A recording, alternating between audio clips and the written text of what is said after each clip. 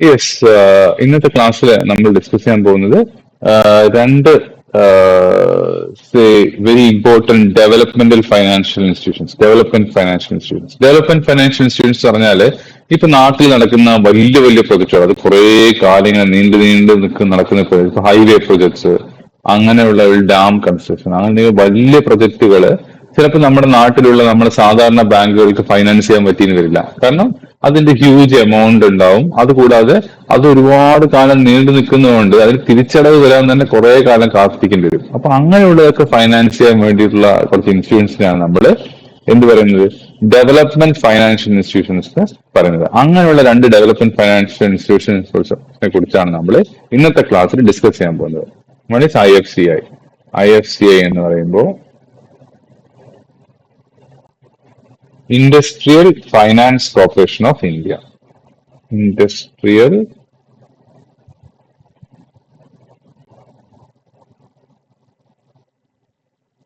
Finance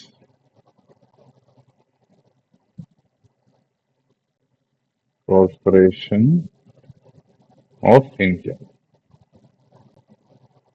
okay, പിന്നെ ഉള്ളത് SIDBI. നമുക്ക് ആദ്യം IFCI നോക്കിക്കേണ്ട സിഡ്ബിക്ക് പോവാം അല്ലെ, അതായിരിക്കും നല്ലത്. സോ IFCI എന്ന് പറഞ്ഞാൽ industrial financial corporation of India. ഇന്ത്യയിലെ ആദ്യത്തെ ഡെവലപ്മെന്റ് ഫൈനാൻഷ്യൽ ഇൻസ്റ്റിറ്റ്യൂഷൻ എന്ന് പറയുന്നത് IFCI ആണ്. Okay, it was established in year 1948. ഇതാണ് ഇന്ത്യയിലെ ആദ്യത്തെ development financial institution. Okay, independence നമുക്ക് ഇന്ത്യക്ക് 1947 കിട്ടിയില്ലേ. അതിനുശേഷം ആക്ച്വലി ഇന്ത്യയുടെ ഇൻഡസ്ട്രീസ് വളരെ വീക്കായിരുന്നു. ക്യാപിറ്റൽ മാർക്കറ്റ്സ് എല്ലാം വളരെ അണ്ടർ ഡെവലപ്ഡ് ആയിരുന്നു. അതേപോലെ ബാങ്ക്സിന് കൊടുക്കാൻ പറ്റുന്നത് ഒരു ഷോർട്ട് ടേം ലോൺസ് മാത്രമായിരുന്നു. ലോങ് ടേം ലോൺസിലേക്ക് കൂടുതൽ കാലയളവ് ഉള്ള തിരിച്ചടയ്ക്കാൻ ഒരുപാട് ഗ്യാപ്പ് കിട്ടുന്ന രീതിയിലുള്ള ലോൺസ് ഒന്നും കൊടുക്കാനുള്ള ഒരു കപ്പാസിറ്റി ഇന്ത്യൻ ബാങ്ക്സിന് ഉണ്ടാവില്ല. വളരെ ഷോർട്ട് ടൈം, ഒരു വർഷത്തിനുള്ളിൽ റീപേയ്മെന്റ് കിട്ടുന്ന ലോണുകൾക്ക് പറ്റുന്നത്. പക്ഷെ ഇൻഡസ്ട്രികൾക്ക് എന്ത് വേണമായിരുന്നു, ലോങ് ടേം ലോൺസ് വേണമായിരുന്നു. ഇൻഫ്രാസ്ട്രക്ചർ ഫൈനാൻസ് ചെയ്യണം. അവരുടെ വലിയ ഇൻഫ്രാസ്ട്രക്ചർ ഫൈനാൻസ് ചെയ്യേണ്ട രീതിയിലുള്ള കാര്യങ്ങൾ ആവശ്യമായി വന്നു. അപ്പോ ഗവൺമെന്റ് ക്രിയേറ്റഡ് IFCI. ഓക്കെ, ഇപ്പൊ ഒരു കമ്പനിക്ക് ഒരു ഫാക്ടറി കൺസ്ട്രക്ട് ചെയ്യണമെന്ന് വെക്കാം, അല്ലെങ്കിൽ ഒരു പവർ പ്ലാന്റ് കൺസ്ട്രക്ട് ചെയ്യണമെന്ന് വെക്കാം, അല്ലെങ്കിൽ ഒരു ലാർജ് ഇൻഡസ്ട്രിയൽ പ്രൊജക്ട് വെക്കാം. കമേഴ്ഷ്യൽ ബാങ്ക്സിന് അങ്ങനെ ഒരു huge long term loans easily provide ചെയ്യാൻ കഴിയില്ലായിരുന്നു ആ സമയത്ത്. So IFCI stepped in and financed such projects. Okay. ഒരു ഡെവലപ്മെന്റ് ഫൈനാൻഷ്യൽ ഇൻസ്റ്റിറ്റ്യൂഷൻ എന്താ ഞാൻ ഓൾറെഡി നിങ്ങളോട് പറഞ്ഞത്. It is an institution created to support economic and industrial development. Unlike normal banks, DFIs mainly focus on long-term development projects. Okay, projects like highways, airports, manufacturing plants, അതേപോലെ power projects. Okay, അപ്പൊ അവർക്കൊക്കെ huge funds for long repayment periods വേണം. അത് സാധാരണ ബാങ്കുകൾ കൊടുക്കാൻ പറ്റാത്തതുകൊണ്ട് IFCI ഒരു രൂപീകരിക്കപ്പെട്ടു. Then IFCI helps finance them. ആദ്യം IFCI ആദ്യം ഒരു സ്റ്റാറ്റ്യൂട്ടറി കോർപ്പറേഷൻ ആയിട്ടാണ് വന്നെങ്കിലും പിന്നീട് അത് it became A company under companies act. Okay, IFCI helped in industrial growth. IFCI helped in industrial growth.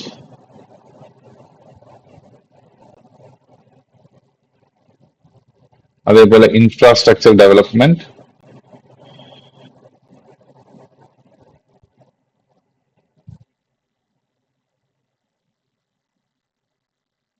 അതേപോലെ തന്നെ this leads to economic development.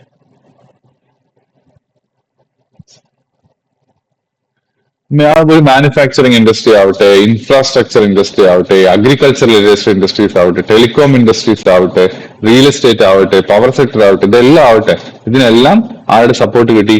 IFCIയുടെ. ഈ തരത്തിലുള്ള ഇൻഡസ്ട്രീസിനെല്ലാം IFCIയുടെ സപ്പോർട്ട് കിട്ടി. ഓക്കെ, ഇപ്പൊ ഉദാഹരണത്തിന് ഒരു കമ്പനിക്ക് ഒരു എയർപോർട്ട് ഉണ്ടാക്കേണ്ട ഒരു പ്രൊജക്ട് കിട്ടിയെന്ന് വെക്കുക, അല്ലെങ്കിൽ ഒരു ഹൈവേ ഉണ്ടാക്കേണ്ട പ്രൊജക്ട് കിട്ടിയെന്ന് വെക്കുക. അപ്പോ ആ പെർട്ടിക്കുലർ കമ്പനിനെ ആര് ഹെൽപ്പ് ചെയ്യും? ബാങ്ക്സിന് ഹെൽപ്പ് ചെയ്യാൻ പറ്റാത്തതുകൊണ്ട് IFCI ആ കമ്പനി, കമ്പനി XYZ എന്ന് പറഞ്ഞ കമ്പനിക്ക് ഒരു നാളെ ഇപ്പൊ തൃശ്ശൂർ എയർപോർട്ട് വരികയാണ്, തൃശ്ശൂർ എയർപോർട്ട് ഉണ്ടാക്കാനുള്ള ഒരു പ്രൊജക്ട് കിട്ടി XYZ കമ്പനിക്ക്. വലിയ എയർപോർട്ട് ഉണ്ടാക്കുന്ന പറഞ്ഞാൽ ഒരുപാട് സമയം എടുക്കും, ഒരുപാട് പൈസയും ചെലവാണ്. അപ്പൊ സാധാരണ ബാങ്കുകൾക്ക് ഇവര് ഫൈനാൻസ് ചെയ്യാൻ പറ്റിയില്ലെങ്കിൽ അവർ എവിടെ സമീപിക്കാം? Can go to IFCI. അപ്പൊ IFCI ഫൈനാൻഷ്യൽ അസിസ്റ്റൻസ് പ്രൊവൈഡ് ചെയ്യാൻ പറ്റും. ഓക്കെ, ഇനി IFCIയുടെ ഒരു ടൈം ലൈൻ സ്ട്രക്ചർ നമുക്ക് നോക്കാം. 1948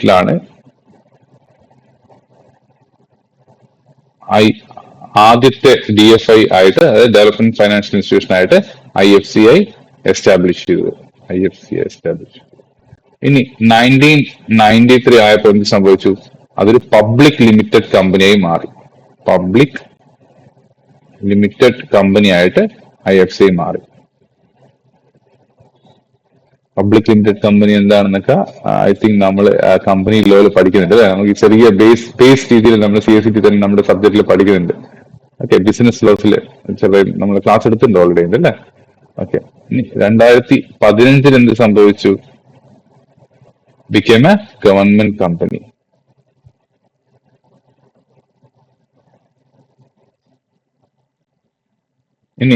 ഇന്ന് അതെങ്ങനെയാ ഫങ്ഷൻ ചെയ്യുന്നത്? Today it functions as A NBFC, non banking finance company, NDSI.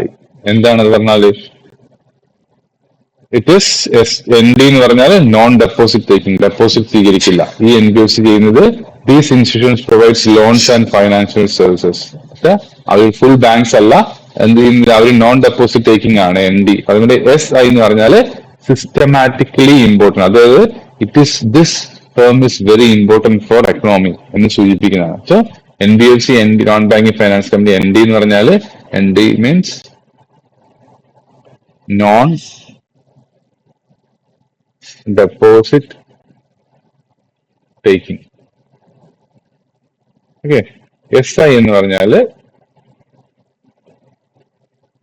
Systematically important.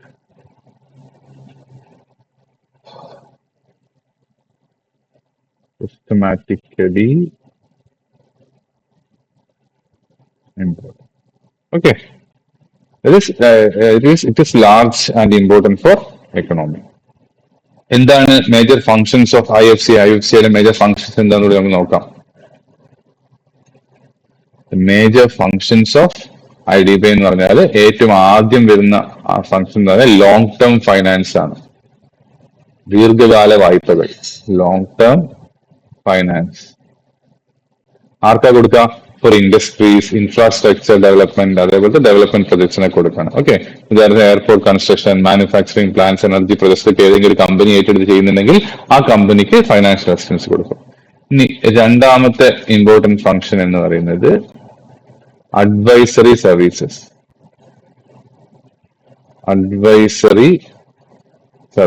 അതായത് ഗവൺമെന്റിനെ പല കാര്യങ്ങളിലും അഡ്വൈസ് ചെയ്യും. അതേപോലെ തന്നെ കോർപ്പറേറ്റ്സിനും ഏതെങ്കിലും വലിയ വലിയ കമ്പനികൾക്കൊക്കെ സമീപിക്കാം അഡ്വൈസസിന് വേണ്ടി. അങ്ങനെയുള്ള സർവീസും IFCI കൊടുക്കുന്നുണ്ട്. ഇപ്പൊ ഗവൺമെന്റ് അപ്പോയിന്റ്സ് IFCI ഫോർ ഏതെങ്കിലും അവരുടെ പ്രോജക്ട് മോണിറ്റർ ചെയ്യാൻ വേണ്ടി ചെയ്യാം, അല്ലെങ്കിൽ ഫൈനാൻഷ്യൽ കൺസൾട്ടൻസിക്ക് വേണ്ടിയിട്ട് ഗവൺമെന്റ് വേണമെങ്കിൽ അവരെ സമീപിക്കാം. ഓക്കെ, ഏതെങ്കിലും പ്രോജക്ട് മോണിറ്റർ ചെയ്യാൻ അവർ ഡയറക്റ്റായിട്ട് ചെയ്യുന്നില്ലെങ്കിൽ പോലും അതിന്റെ മോണിറ്ററിങ് ചെയ്യാനും പിന്നെ ഫൈനാൻഷ്യൽ കൺസൾട്ടൻസി ആയിട്ട് ഗവൺമെന്റിന് വേണ്ടി പ്രവർത്തിക്കാനും ഒക്കെ ഈ പറഞ്ഞ IFCIനെ ഗവൺമെന്റിന് ഉപയോഗിക്കാം. ഇനി അടുത്ത ഒരു ഫംഗ്ഷൻ എന്ന് പറയുന്നത് support for government schemes. Support for government schemes, അതായത് IFCI ഒരു നോഡൽ ഏജൻസി ആയിട്ട് പ്രവർത്തിക്കും, അല്ലെങ്കിൽ മോണിറ്ററി ഏജൻസി ആയിട്ട് പ്രവർത്തിക്കും ഫോർ വേരിയസ് ഗവൺമെന്റ് സ്കീംസ്. ഉദാഹരണത്തിന് എന്ത് പദ്ധതി ആയിട്ട് ഗവൺമെന്റിന്റെ ഈ വലിയ പ്രൊജക്ട് ആയിട്ട് ബന്ധപ്പെട്ട് എന്ത് പ്രവൃത്തി ആയിക്കോട്ടെ അതിന്റെ ഒരു നോഡൽ ഏജൻസി ആയിട്ട് ആർക്ക് പ്രവർത്തിക്കാൻ പറ്റും? IFCIക്ക് പ്രവർത്തിക്കാൻ പറ്റും. നോഡൽ ഏജൻസി മാത്രമല്ല, അല്ലെങ്കിൽ മോണിറ്ററിംഗ് ഏജൻസി ആയിട്ടും പ്രവർത്തിക്കാൻ പറ്റും. ഇനി venture capital support. Venture capital support പറഞ്ഞാൽ നോർമലി ഒരു സ്റ്റാർട്ടപ്പിനൊക്കെ വേണ്ടിയിട്ടുള്ള പുതിയതായിട്ട് രൂപീകരിക്കുന്ന ഒരു കമ്പനീനെയൊക്കെ സപ്പോർട്ട് ചെയ്യാൻ വേണ്ടിയിട്ടാണ് വെഞ്ചർ ക്യാപിറ്റൽ സപ്പോർട്ട്. അതായത് IFCI support entrepreneurs to various capital funds. Startup ഒരു പുതിയ ഇന്നോവേറ്റീവ് ഐഡിയ ഒക്കെ കൊണ്ടുള്ള ഒരു സ്റ്റാർട്ടപ്പ് ഉണ്ടെങ്കിൽ IFCI അവരെ സപ്പോർട്ട് ചെയ്യും. അത് എക്സാമ്പിൾ ആയിട്ട് പറയുന്നത്.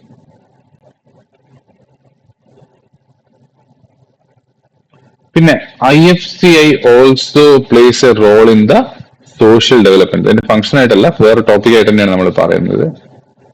ഒരു സോഷ്യൽ ഡെവലപ്മെന്റ് അതെങ്ങനെയാന്ന് വെച്ചാല് സോഷ്യൽ ഡെവലപ്മെന്റ്, അതായത് ഷെഡ്യൂൾ കാസ്റ്റ്, അതേപോലെ എന്റെ പുതിയ എന്റർപ്രണേഴ്സ് അല്ലെങ്കിൽ സ്കിൽ ഡെവലപ്മെന്റ് ഒക്കെ എക്സാമിന്റെ IFCI ഉപയോഗിക്കാം. ഇപ്പൊ ഗവൺമെന്റ് ഒരു ഷെഡ്യൂൾ കാസ്റ്റ് എന്റർപ്രണേഴ്സിന് വേണ്ടിയിട്ട് സ്പെഷ്യൽ വെഞ്ചർ ഫണ്ട് രൂപീകരിച്ചു.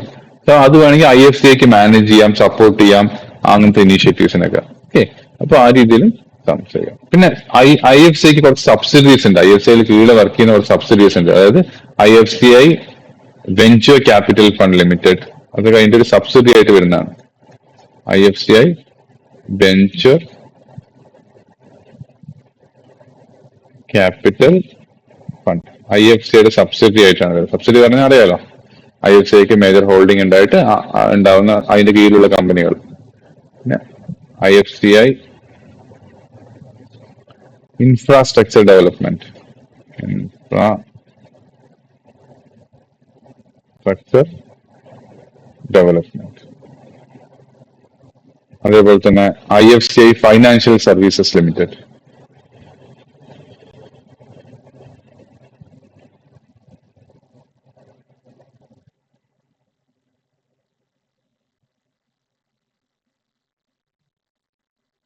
ഓക്കെ, എന്തിനാണ് സബ്സിഡീസ്? ഇതിപ്പോ ഇതിൽ ഓരോന്നും പുതിയ ഇപ്പൊ IFCI വെഞ്ചർ ക്യാപിറ്റൽ ഫണ്ട് എന്ന് പറഞ്ഞാൽ ഇപ്പൊ ഒരു പുതിയ സ്റ്റാർട്ടപ്പ് രൂപീകരിച്ചു. അപ്പൊ അവർക്ക് നേരെ ആ IFCI വെഞ്ചർ ക്യാപിറ്റൽ ഫണ്ട് സബ്സിഡിനെ സമീപിക്കാം. ഇനി ആർക്കെങ്കിലും ഫൈനാൻഷ്യൽ അസിസ്റ്റൻസ് വേണ്ട, അങ്ങനെയാണെങ്കിൽ നേരെ IFCI ഫൈനാൻഷ്യൽ സർവീസസ് ലിമിറ്റഡിനെ നേരിട്ട് സമീപിക്കാം. അപ്പൊ ഓരോന്നിനും സെപ്പറേറ്റ് വെക്കുമ്പോൾ കാര്യം കുറച്ച് എളുപ്പമാവും. അതിനു വേണ്ടിയിട്ടാണ് ഇങ്ങനെ ചെയ്യുന്നത് കേട്ടോ. ഓക്കെ, അപ്പൊ ഇത്രയാണ് നമുക്ക് IFCIനെ കുറിച്ച് പറയാനുള്ളത്. ഇനി നമുക്ക് സിഡ്ബിനെ കുറിച്ച് നോക്കാം.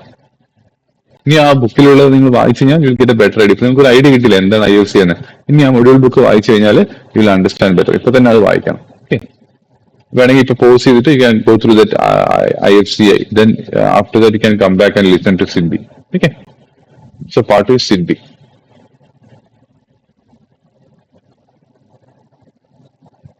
SIDBI means small industries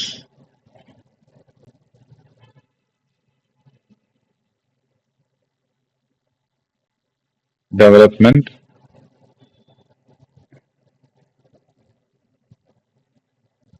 Bank of India. Okay, ഇതും ഒരു ഡെവലപ്മെന്റ് ബാങ്ക് ആണ്. Small industries development bank of India എന്നാണ് എസ്റ്റാബ്ലിഷ് എന്ന് വെച്ചാൽ it was established on April 2, 1990. Okay, main purpose എന്ന് പറഞ്ഞാൽ MSMEകളെ ഹെൽപ്പ് ചെയ്യുക. MSME എന്ന് പറഞ്ഞാൽ micro small and medium enterprises അല്ലെ. മൈക്രോ അതിന് ഓരോന്നിനും ഓരോ കാറ്റഗറിക്ക് അതൊക്കെ ഉണ്ട്, സ്കെയിൽ വരുന്നുണ്ട്. അത് എനിക്ക് ഇവിടെ എക്സ്പ്ലെയിൻ ചെയ്യേണ്ട ആവശ്യമില്ല. ഇപ്പോൾ മൈക്രോ സ്മോൾ മീഡിയം എങ്ങനെ വരിക? ഒരു മൈക്രോ എന്ന് പറഞ്ഞാൽ certain ടേൺ ഓവർ, ഒരു വർഷത്തിൽ ടേൺ ഓവറും അതേപോലെ തന്നെ ക്യാപിറ്റൽ ഇൻവെസ്റ്റ്മെന്റും ഒരു ലിമിറ്റിൽ താഴെയാണെങ്കിൽ നമ്മളത് മൈക്രോ വരും. അതിന് കുറച്ച് മുകളിലാണെങ്കിൽ സ്മോൾ വരും. അതിന് കുറച്ച് മുകളിലാണെങ്കിൽ മീഡിയം വരും. അത് എത്രയാണ് ലിമിറ്റ് ഇപ്പൊ ഞാൻ നിങ്ങൾ പറഞ്ഞ് കൺഫ്യൂസ് ചെയ്യിപ്പിക്കുന്നില്ല, കാരണം ബുക്കിൽ അത് പറഞ്ഞിട്ടില്ല. നമുക്ക് എവിടെയെങ്കിലും വരുമ്പോൾ നമുക്ക് ഡിസ്കസ് ചെയ്യാം. ഓക്കെ, ഒരു MSMEയുടെ എക്സാമ്പിൾ എന്ന് പറഞ്ഞാൽ ചെറിയ വർക്ക്ഷോപ്പുകൾ, bakery, textile units, small factories, startups, repair shop, ഇതെല്ലാം ഒരു MSMEയിൽ പെടും. ഓക്കെ, എന്തിനാണ് SIDBI ക്രിയേറ്റ് ചെയ്യുന്നത് വെച്ചാല് സ്മോൾ ബിസിനസ്സിന് എപ്പോഴും ഫേസ് ചെയ്യുന്ന പ്രോബ്ലം എന്ന് പറഞ്ഞാൽ അവർക്ക് ഫണ്ട് ഉണ്ടാവില്ല തുടങ്ങാൻ, ലാക്ക് ഓഫ് ഫൈനാൻസ് ഉണ്ടാവും. അത് കൂടാതെ ടെക്നോളജി വളരെ മോശമായിരിക്കും, ദെൻ പ്രോപ്പർലി ട്രെയിൻഡ് ആയിരിക്കില്ല. So SIDBI was created to help them with finance, with technology and with training. Okay, ഒരാളൊരു ഫർണിച്ചർ യൂണിറ്റ് തുടങ്ങാൻ ഉദ്ദേശിക്കുന്ന വയ്ക്കുക, അയാൾക്ക് എന്തൊക്കെ വേണം? മെഷീനറി ലോൺ വേണ്ടി വരും, പിന്നെ അത് എങ്ങനെ തുടങ്ങാന്നുള്ള ഗൈഡൻസ് വേണ്ടി വരും, അതേപോലെ ഫൈനാൻഷ്യൽ സപ്പോർട്ട് വേണ്ടി വരും. ഈ മൂന്നും SIDBI can give through various schemes. Okay, so നമുക്ക് അതിന്റെ മെയിൻ ഫങ്ഷൻസ് ഓഫ് SIDBI എന്താണെന്ന് നോക്കാം. ആദ്യത്തെ ഫങ്ഷൻ എന്ന് പറയുന്നത് is financing of MSMEs. Financing MSMEs, അതായത് ലോണിലൂടെയും റീഫൈനാൻസിലൂടെയും വർക്കിംഗ് ക്യാപിറ്റൽ സപ്പോർട്ടിലൂടെയൊക്കെ സിബി MSME സപ്പോർട്ട് ചെയ്യും. ലോൺസ് എന്ന് പറഞ്ഞാൽ ഡയറക്റ്റ് ചിലപ്പോൾ കൊടുക്കാം. റീഫൈനാൻസ് എന്ന് പറഞ്ഞാൽ ഇപ്പൊ സ്റ്റേറ്റ് ബാങ്ക് ഒരു MSMEക്ക് ലോൺ കൊടുത്തു വെക്കാം. സ്റ്റേറ്റ് ബാങ്കിന് ഇന്റേൺ ആര് ആ പൈസ റീഫൈനാൻസ് ചെയ്യും? സിബി റീഫൈനാൻസ്. ഈ രീതിയിൽ ചില സ്കീമുകളുണ്ട്. ഓക്കെ, ബാങ്ക്സിന് റീഫൈനാൻസ് ചെയ്ത് കൊടുക്കും. അപ്പൊ ബാങ്കുകൾക്ക് കുറച്ചുകൂടി എളുപ്പത്തിൽ അത് കൊടുക്കും. എന്തായാലും കൊടുത്താലും നമുക്ക് റീഫൈനാൻസ് കിട്ടുന്ന പറഞ്ഞിട്ട് എളുപ്പം ലോൺ കൊടുക്കും. പിന്നെ working capital support. Working capital support എന്താ? റോ മെറ്റീരിയൽസ് ഒക്കെ പർച്ചേസ് ചെയ്യാൻ അല്ലെങ്കിൽ ഡെയിലി ഓപ്പറേഷന് അവർക്ക് വേണ്ട എമൗണ്ടിൽ സപ്പോർട്ട് കൊടുക്കും. ഓക്കെ, ഇതാണ് ഒരു ആദ്യത്തെ ഒരു ഫംഗ്ഷൻ എന്ന് പറയുന്നത്. രണ്ടാമത്തെ ഫംഗ്ഷൻ എന്താ നോക്കാം.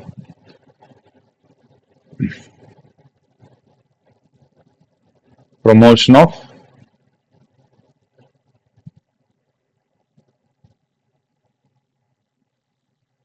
എന്റർപ്രണർഷിപ്പ്.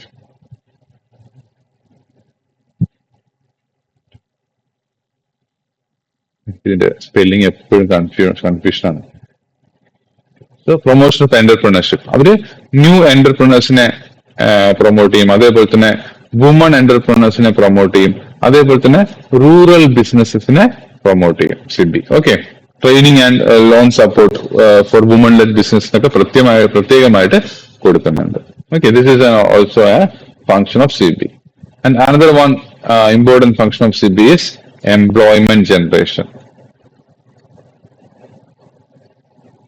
Employment generation. അതായത് MSMEസിനെ സിബി ഹെൽപ്പ് ചെയ്യുന്നുണ്ട്. MSME can create huge employment. Okay, so by supporting MSMEs, സിബി ഇൻഡയറക്റ്റ് ആയിട്ട് കൂടുതൽ ജോബ്സ് ഇവിടെ ക്രിയേറ്റ് ചെയ്യണം. ഉദാഹരണത്തിന് ഒരു സ്മോൾ ഗാർമെന്റ് യൂണിറ്റ് തുടങ്ങി വയ്ക്കാം. ഒരു 20 പേർക്ക് അവിടെ സിമ്പിൾ ആയിട്ട് ജോലി കിട്ടില്ലേ? സോ അങ്ങനെ ഒരുപാട് MSMEകളെ സിബി സപ്പോർട്ട് ചെയ്യുമ്പോൾ നാട്ടിൽ കൂടുതൽ ജോലി അവസരങ്ങൾ സിബി ക്രിയേറ്റ് ചെയ്യാം. ഓക്കെ, ഇനി അടുത്ത ഒരു സിബിയുടെ ഫംഗ്ഷൻ എന്ന് പറയുന്നത്, അഡ്വാൻറ്റേജ് എന്ന് പറയുന്നത് പോവർട്ടി റിഡക്ഷൻ ആണ്.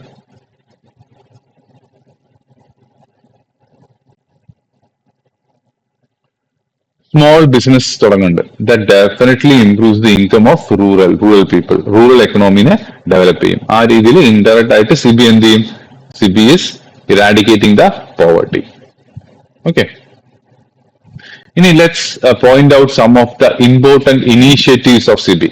സിബി കൊണ്ടുവന്ന ചില പുതിയ കാര്യങ്ങളെ കുറിച്ച് നമുക്ക് ഡിസ്കസ് ചെയ്യാം. ഫസ്റ്റ് വൺ ഇസ് എ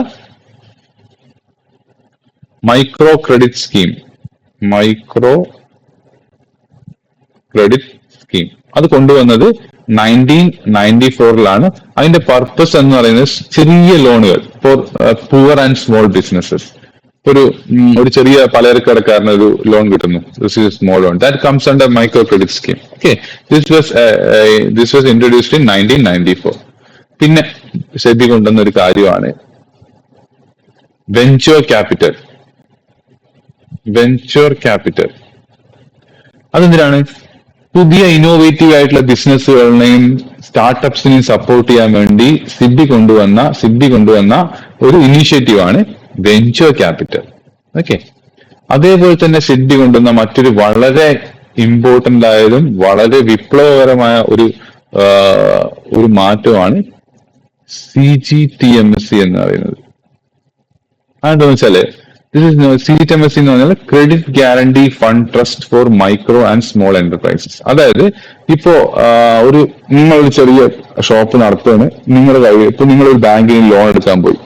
അപ്പോ ബാങ്ക് എന്ത് ചോദിക്കും? ലോണൊക്കെ തരാം, പക്ഷെ നിങ്ങൾ കൊളാട്രൽ ആയിട്ട് എന്തെങ്കിലും നിങ്ങളുടെ ആധാരം പണയം വെക്കണം എന്ന് പറയും അല്ലെ? ഇതിപ്പോ നിങ്ങൾ പൈസ അടച്ചില്ലെങ്കിൽ ആ ആധാരത്തിന് മേലിൽ ഞങ്ങൾ നടപടി എടുത്ത് ഞങ്ങൾക്ക് പൈസ ഈടാക്കാൻ വേണ്ടിയിട്ട് ഒരു ആധാരമെങ്കിലും തന്നാലേ ലോൺ തരുള്ളൂ എന്ന് മുമ്പ് പറയായിരുന്നു.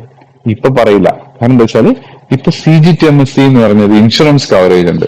ആ ഇൻഷുറൻസ് കവറേജ് എന്താ സംഭവിക്കാന്ന് വെച്ചാല് അത് ഗവൺമെന്റ് നിങ്ങൾക്ക് വേണ്ടിയിട്ട് ഇൻഷുറൻസ് ആയിട്ട് ആക്ട് ചെയ്യണം. അപ്പൊ നിങ്ങൾ പൈസ അടച്ചില്ലെങ്കിൽ ബാങ്കിന് CGTMSE കവറേജ് വെച്ചിട്ട് CGTMSE പൈസ കൊടുക്കും. ഓക്കെ, അപ്പൊ അങ്ങനെയുള്ള സമയത്ത് ബാങ്ക് ഒരിക്കലും നിങ്ങളുടെ ആധാരം വെക്കാൻ പറയില്ല. സോ നിങ്ങൾ ബാങ്കിൽ പോയി ലോൺ എടുക്കുന്നു. അപ്പൊ നിങ്ങൾ ചെറിയൊരു CGTMSE പ്രീമിയം അടയ്ക്കണം. ആ പ്രീമിയം അടച്ചു കഴിഞ്ഞിട്ട് നിങ്ങൾക്ക് ലോൺ അടയ്ക്കാൻ പറ്റിയില്ല എങ്കിൽ ബാങ്കുകൾക്ക് ആര് പൈസ കൊടുക്കും? CGTMSE പൈസ കൊടുക്കും. ഓക്കെ, അങ്ങനെ പൈസ കൊടുക്കുന്നതുകൊണ്ട് ബാങ്കുകൾക്ക് ചെറുകിട വ്യവസായങ്ങൾക്ക് ലോൺ കൊടുക്കാൻ മടി ഉണ്ടാവില്ല, അല്ലെങ്കിൽ ഒരു പേടി ഉണ്ടാവും. ഇവര് ആധാരവും തരുന്നില്ല, ഇത് ചെറുകിട വ്യവസായമാണ്, പൊട്ടിപ്പോയാൽ ഞങ്ങൾക്ക് ആര് പൈസ തരുന്നൊരു പേടി ബാങ്കിനുണ്ടാവും. പക്ഷെ ഇങ്ങനെ CGTMSE ഉള്ളതുകൊണ്ട് ആ ഒരു പേടി ഇല്ലാതെ തന്നെ ബാങ്കുകൾക്ക് ഫൈനാൻസ് ചെയ്യും. ക്ലിയർ? പിന്നെ അടുത്ത ഒരു ഇനിഷ്യേറ്റീവ് ആണ് മുദ്ര. മുദ്ര ലോൺ എന്നൊക്കെ പറഞ്ഞിട്ട് എല്ലാവരും കേട്ടിട്ടുണ്ടാവും അല്ലെ? മുദ്ര മുദ്ര എന്ന് പറഞ്ഞാല് micro units development and refinance agency എന്നാണ്. അത് small enterprises, street vendors, tiny ബിസിനസിനൊക്കെ സപ്പോർട്ട് ചെയ്യാൻ വേണ്ടിയിട്ടാണ്. ഓക്കെ, ദിസ് ഇസ് മുദ്ര എന്ന് പറഞ്ഞാൽ micro units development and refinance agency. ചെറിയ എന്റർപ്രണേഴ്സിനെയും സ്ട്രീറ്റ് വെൻഡേഴ്സ്, ടൈനി ബിസിനസ്സസ് ഒക്കെ സപ്പോർട്ട് ചെയ്യാൻ വേണ്ടി, ലോൺ കൊടുക്കാൻ വേണ്ടിയിട്ടുള്ള സാധനമാണ് മുദ്ര. ഒക്കെ ഒരു ടീ ഷോപ്പ് ഓണർ ഒക്കെ ഒരു എക്സാമ്പിൾ ആണ്. ടീ ഷോപ്പ് ഓണർ ബാങ്കിൽ പോയി അയാൾക്ക് മുദ്ര ലോണാണ് കിട്ടുക. ഓക്കെ, ഇതാണ് ഇതിന്റെ ഒരു മെയിൻ കാര്യങ്ങൾ. വേറെ പ്രത്യേകിച്ചൊന്നും ഇതിൽ പറയാനില്ല അല്ലെ? വേറൊന്നുമില്ല, ഇത്രയേ ഉള്ളൂ. CGTMSE was establish in 2000. മുദ്ര വാസ് എസ്റ്റാബ്ലിഷ് ഇൻ 2013. പിന്നെ ഒരു PSB ലോൺ ഇൻ 59 minutes എന്ന് പറഞ്ഞിട്ട് സാധനം വന്നിട്ടുണ്ട്. That is online platform for quick MSME loan approval. പെട്ടെന്ന് 59 മിനിറ്റിന്, 1 മണിക്കൂറിനുള്ളിൽ ലോൺ അപ്രൂവ് ആവുന്ന. Business owner uploads documents online upload ചെയ്യും and gets faster loan processing. Okay, ഇതൊക്കെ തന്നെ ഇതിൽ പറയാനുള്ളൂ. You can go through the module book and study. Okay, thank U.